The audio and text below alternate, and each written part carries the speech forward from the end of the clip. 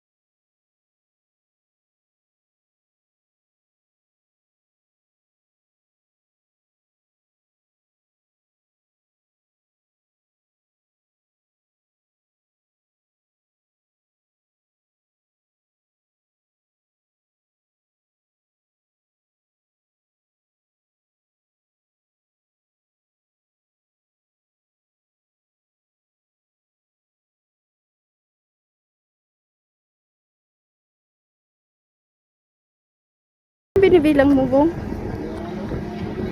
Ilang linya yung isang take-out. 1, 2, 3, 4, 5, 6, 7, 8. Nakita ko may nag-post. Iba. Dito iba yung hapis nila. Ayan, papunta naman dito. Lagyan ko na lang ng heart yung mukha niya.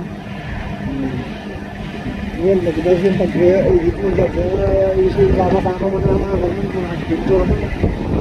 Ito kayo fitness sa ito. Isabi mo na lang sa computer. Yung halos ganyan din sa yan eh. Yung pagkakaya. Yung space na kagatan sa kanila space. Ganun din pala sa inyo? Oo. Ilocos, di ba? Ilocos kayo? Pero malinis talaga dito sa Japan, no?